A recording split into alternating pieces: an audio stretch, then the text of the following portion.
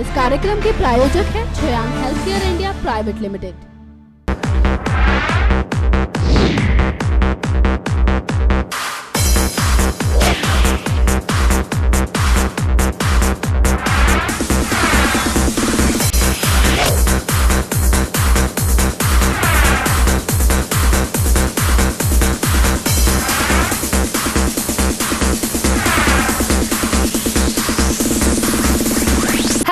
Welcome to filmy Friday. मैं हूं आपकी होस्ट एंड दोस्त पायल। दोस्तों, मोहित सूरी बहुत ही टैलेंटेड डायरेक्टर है, ये तो आप जानते ही हैं, और ऑन स्क्रीन इमोशन दिखाने में वे काफी माहिर हैं। आशिकी 2 जैसे जबरदस्त स्टोरी बना चुके मोहित सूरी एक बार फिर नई फिल्म लेकर आए हैं, हमारी अधूरी कहानी। इस फिल्म में इमरान हाशमी, विद्या बालन और राजकुमार राव लीड रोल्स में है। ट्रेलर और सॉन्ग से तो यही पता लग रहा है कि यह एक इंटेंस इमोशनल फिल्म होगी जो कि ड्रामा और रोमांस से भरपूर होगी। क्या यह फिल्म सबकी उम्मीदों पर खरी उतर पाई है? आइए देखते हैं फिल्म की एक झलक। आशिकी 2 जैसे जबरदस्त लव स्टोरी बना चुके मोहित सूरी अब फिल्म हमारी अधूरी कहानी लेकर आए हैं। इस फिल्म में इमरान हाशमी, विद्या बालन और राजकुमार राव मुख्य भूमिका निभाते नजर आए हैं। अगर फिल्म की स्टोरी की बात करें तो वसुधा प्रसाद यानी कि विद्या बालन की शादी उसकी मर्जी के खिलाफ हरिजन यानी कि राजकुमार राव से कर दी जाती है। शादी के कुछ वक्त बाद ही हरि गायब हो जाता है। पुलिस उसकी तलाश करती है मगर नाकामी ही हाथ लगती है। इधर वसुधा हरि के बिना अपने बेटे की अकेले ही परवरिश करती है। इसके बाद एक दिन उसकी मुलाकात आरव यानी कि इमरान हाशमी से होती है। आरव वसुधा को देखते ही दिल दे बैठता है। उसके प्रपोजल को वसुधा रिजेक्ट कर देती है क्योंकि वह एक शादीशुदा महिला है। वहीं आरव वसुधा के लिए अपने प्यार को कम नहीं करता। फिर यहीं से लेती है कहानी एक दिलचस्प मोड़। तो दोस्तों, देखा आपने कि किस तरह से ये फिल्म इमोशन और ड्रामा से भरी है। तो चलिए फिल्म में और क्या खास है ये जानने के लिए हमारे साथ जुड़ चुके हैं हमारी संवाददाता दीक्षा। दीक्षा, अगर फिल्म की बात करें तो ये फिल्म कैसी है? बहुत बहुत शुक्रिया पायल, और बहुत सही कहा आपने कि इस फिल्म से बहुत आशाएं थी। दर्शकों ने सोचा था कि ये फिल्म इमोशन और रोमांस से भरपूर होगी, लेकिन स्टोरी में इतना ज्यादा इमोशन नजर नहीं आया। सिर्फ विद्या बालन रोती रोती नजर आई है, लेकिन फिल्म में इतना अच्छा कुछ भी नजर नहीं आया। अगर बात करूं स्टोरी की तो इस फिल्म में वसुधा का कैरेक्टर प्ले कर रही हैं विद्या बालन और उनकी शादी होती है हरि नाम के व्यक्ति से जिसका कैरेक्टर प्ले कर रहे हैं राजकुमार राव। इन दोनों की शादी जबरदस्ती कराई जाती है, जिसके बाद राजकुमार राव यानी हरि घर छोड़कर चला जाता है। विद्या बालन उन्हें ढूंढने के लिए पुलिस वालों को भेजती है, लेकिन पुलिस वाले भी इस काम में नाकाम रहते हैं। जिसके बाद विद्या बालन की मुलाकात होती है इमरान हाशमी से। यहीं से एंट्री मारते हैं इमरान हाशमी, जब दोनों पति पत्नी एक दूसरे से दूर होते हैं और इमरान हाशमी को एक बार विद्या बालन को देखते ही उनसे हो जाती है मोहब्बत।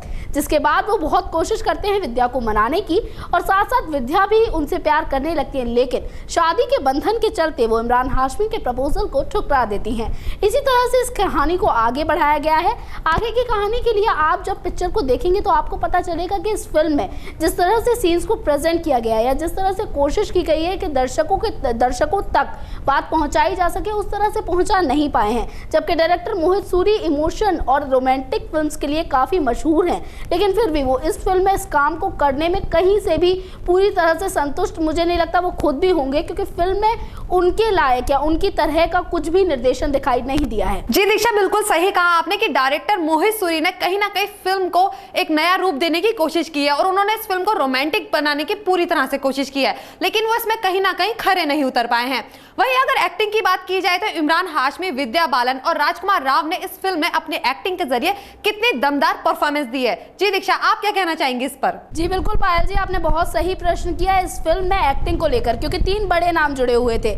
इमरान हाशमी, विद्या बालन और राजकुमार राव, तीनों ही अपनी अपनी एक्टिंग के लिए काफी मशहूर हैं। अगर इमरान हाशमी की बात करूं तो हाल ही में आई उनकी फिल्म मिस्टर एक्स, जो कि इतना ज़्यादा कमाल नहीं दिखा पाई, लेकिन फिर भी वो एक बेहतरीन एक्टर हैं। ये बात वो अपनी पिछली फिल्मों से लगातार साबित करते रहे हैं। और विद्या बालन के साथ उनकी केमिस्ट्री की बात करूं तो घनचक्कर और उससे पहले आई फिल्म डर्टी पिक्चर, दोनों में ही दोनों एक साथ दिखे थे और काफ़ी अच्छा काम भी किए थे। हालांकि घनचक्कर भी कोई खास जादू नहीं चला पाई, लेकिन फिर भी अगर दोनों की केमिस्ट्री को देखें तो अच्छा काम की थी। विद्या बालन की बात ज़रूर करना चाहूँगी क्योंकि वो एक बेहतरीन अदाकारा है, न केवल इस समय बल्कि पिछले समय से ही अपनी एक्टिंग के बलबूते लगातार बॉलीवुड में अपना नाम कमाती आई हैं। चाहे हम बात कर लें परिणीता की, उसके बाद आई फिल्म उनकी डर्टी पिक्चर, और उसके बाद अभी हाल फिलहाल में रिलीज हुई कहानी।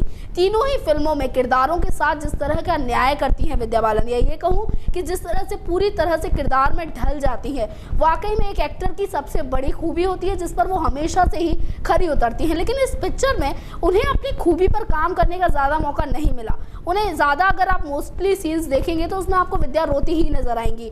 उनकी एक्टिंग को और ज़्यादा यूज़ किया जा सकता था। जिस तरह से वो अभिनय करती हैं, संजीदा अभिनय करने के लिए मशहूर हैं वो, लेकिन उसका उपयोग वो इस पिक्चर में मोहित सूरी नहीं कर पाए हैं। अब बात करना चाहूँगी राजकुमार राव की। माना कि नाम छोटा है लेकिन काम बहुत बड़ा है। हर पिक्चर की बात कर लीजिए, आप सैटेलाइट की बात कर लीजिए, डॉली की डोली की बात कर लीजिए, तो हर पिक्चर में उन्होंने अच्छा अभिनय किया है। अगर बात करें एक्टिंग की, तो हर एक किरदार के साथ विद्या बालन की तरह वो भी न्याय करते हैं और एकदम मशहूर हो जाते हैं, एकदम मशगूल हो जाते हैं अपने किरदार के साथ, और काफ़ी अच्छा पेश करने की कोशिश भी करते हैं। तो एक्टिंग में कोई कमी मुझे नहीं लगता इस पिक्चर में है। लेकिन फिर भी अगर एक्टर्स को डायलॉग्स ही नहीं मिलेंगे, या ये कहूँ कि उनके किरदार के साथ पूरी तरह से सेटिस्फेक्शन ही नहीं होगा, तो आखिर वो भी प्ले कैसे करें। इमरान हाशमी खुद ही अपने कैरेक्टर में कंफ्यूज नजर आ रहे हैं। विद्या बालन को कोशिश की गई लेकिन फिर भी वो कुछ कमाल नहीं दिखा पाई। राजकुमार राव भी कहीं ना कहीं फीके नजर आए क्योंकि स्टोरी में मोहित सूरी जान नहीं डाल पाए। बिल्कुल दीक्षा, इमरान हाशमी, विद्या बालन और राजकुमार राव अपनी एक्टिंग के लिए बेहद मशहूर हैं।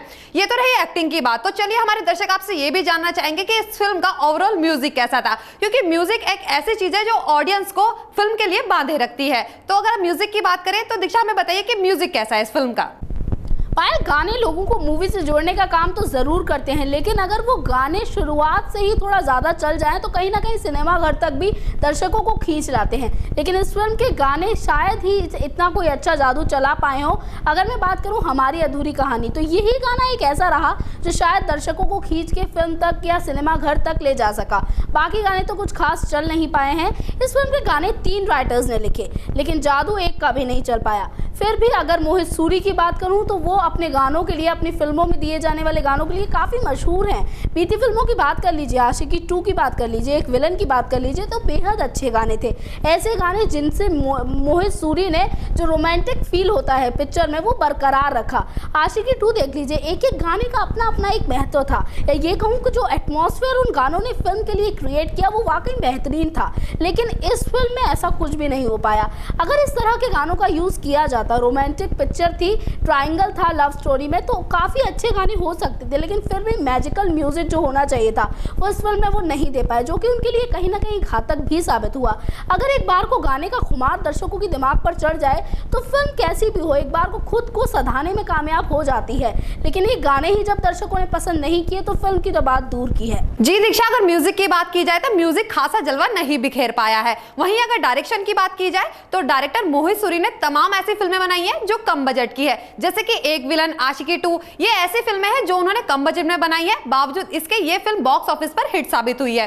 अगर डायरेक्शन की बात की जाए तो हम आपसे जानना चाहेंगे फिल्म का डायरेक्शन कैसा है, और इसके साथ साथ हम आपसे ये भी जानना चाहेंगे अगर दर्शक ये फिल्म देखना चाहें तो वह क्यों देखने चाहिए फिल्म को, और इसके साथ साथ हम आपसे ये भी जानना चाहेंगे कि आखिर इस फिल्म को आप कितने मार्क्स देना चाहेंगी। बहुत खूब याद दिलाई पायल जी, आपके मोहित सूरी की जितनी भी फिल्में रही हैं जो कि बॉक्स ऑफिस पर बेहद हिट साबित हुई हैं, आशिकी 2, एक विलन, वो सभी कम बजट की फिल्में रही हैं, लेकिन फिर भी एक अनोखा जलवा बिखेरा है सभी फिल्मों ने, और कहीं ना कहीं दर्शकों के मन पर एक अच्छी छाप भी छोड़ी है।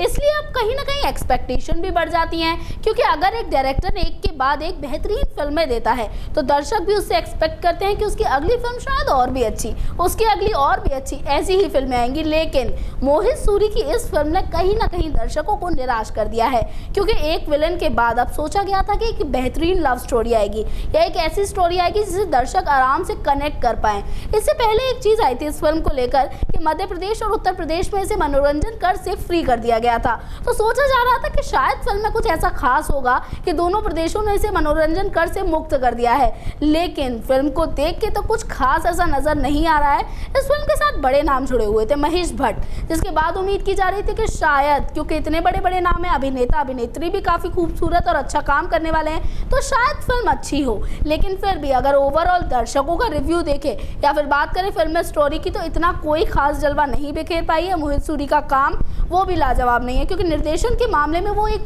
काफ़ी बेहतरीन निर्देशक रहे हैं, तो एक्सपेक्टेशन पे वो इस बार खरे नहीं उतरे और कहीं ना कहीं अपने अभिनेता अभिनेत्री से भी काम नहीं ले पाए। बड़े नाम थे, विद्या बालन थी, इमरान हाशमी थे, राजकुमार राव थे, चाहते तो फिल्म को और खूबसूरत बना सकते थे। कहानी से ज़्यादा इम्पोर्टेंट होता है किरदारों का अभिनय। ये बात बहुत बड़ी होती है कि आखिर पन्नों से पर्दे पर जिस कहानी को उतारा जा रहा है उसको आप दर्शकों तक कैसे पहुंचा रहे हैं। अगर आप उसको एक बेहतरीन तरीके से पहुंचाते हैं, बेहतरीन खुशी के साथ पहुंचाते हैं, जबकि रोमांस होता है तो दर्शकों से चीज़ें ज़्यादा अच्छी तरह से कनेक्ट होती हैं। लेकिन मोहित सूरी शायद पहली बार इतनी ज़्यादा असफलता के साथ इस फिल्म को लेके आए।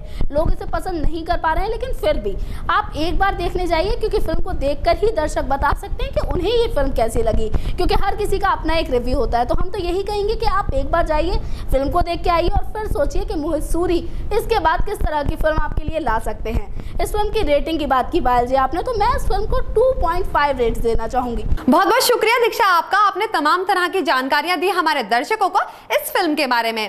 तो दोस्तों ये था हमारे इस वीक का movie review show. Next week फिर मुलाकात होगी आपसे किसी नए मूवी रिव्यू के साथ। अगर आपको हमारा ये प्रोग्राम पसंद आया हो तो इसे जरूर सब्सक्राइब करें। तब तक के लिए गुड बाय। इस कार्यक्रम के प्रायोजक है Choyang health care India private limited.